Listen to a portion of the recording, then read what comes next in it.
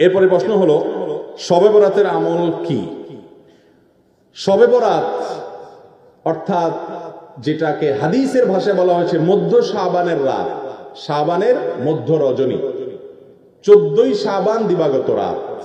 এটাকে আমাদের সমাজে বা পাক ভারত মহাদেশে এই অঞ্চলে, ইরানে, এই সাইডে শবে বরাত বলে। হাদিসে কোনো শবে বরাত রাত নাই, হাদিসে আছে লাইলাতুন নিসফি মিন শাবান। তো যাই হোক, বরাত মানে যদি মুক্তি হয় তাহলে সে অর্থে ঠিক আছে।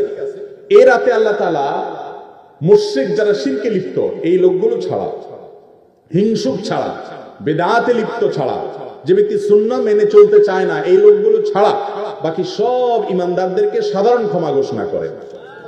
আল্লাহর সাধারণ ক্ষমা ঘোষণা পাওয়ার জন্য যদি বলেন যে মধ্য শাবান রাত বা যেটাকে শবে বরাত বলি আমরা, এই হাদিসে যেটাকে মধ্য শাবান রাত বলা হয়েছে সে রাতের আমল যদি বলেন তাহলে আমি বলবো শিরক থেকে মুক্ত হন, হিংসা থেকে, বিদ্বেষ থেকে, শত্রুতা থেকে মুক্ত হন, কারোর পিছে লাগালাগি করেন না, অন্তরে কারোর প্রতি ক্ষোভ, হিংসা থাকলে, শত্রুতা থাকলে মুছে ফেলান, পরিষ্কার হয়ে যান এবং বিদআত থেকে মুক্ত হয়ে যান, সুন্নতকে আঁকড়ে ধরেন, ইনশাআল্লাহ আপনি সাধারণ ক্ষমা আল্লাহর পক্ষ থেকে পাবেন। কথা কি বুঝাতে পারছি? এছাড়া যদি এরাতে কেউ ব্যক্তিগতভাবে আমল ইবাদত করে, অন্য রাতেও করে, এরাতে আল্লাহ ক্ষমা করেন, এতটুকু অন্তত হাদিস দ্বারা সাবেত অবশ্যই আছে।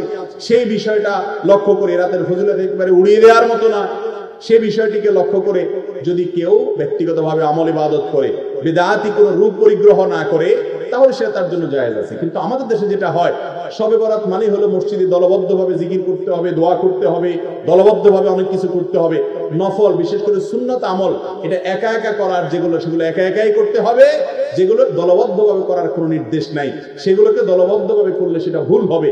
মসজিদে ঢোকার সময় দোয়া পড়তে হয় আল্লাহুম্মা ইফতাহ লি আবওয়াবা রাহমাতিক।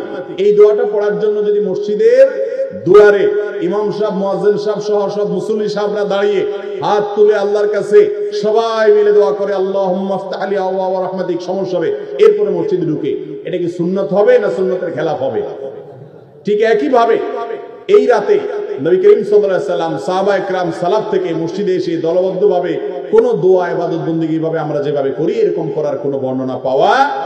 অতএব এটাকে আমরা যদি সিস্টেম বানিয়ে নেই তাহলে সেটা কোনো শরিয়া স্বীকৃত কোনো পদ্ধতি হতে পারে না।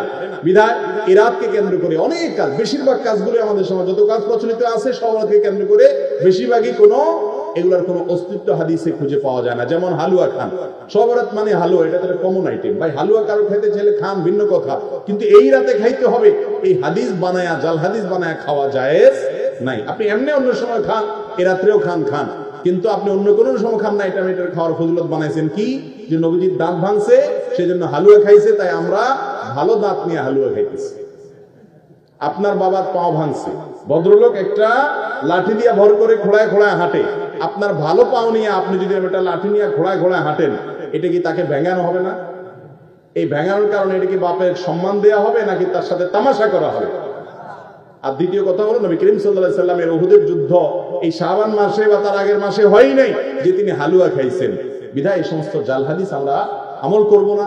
এই উপলক্ষে আপনার আতশবাজি করা সহ অনেক ভুলভাল কাজ আছে, সেগুলো আমরা করব না।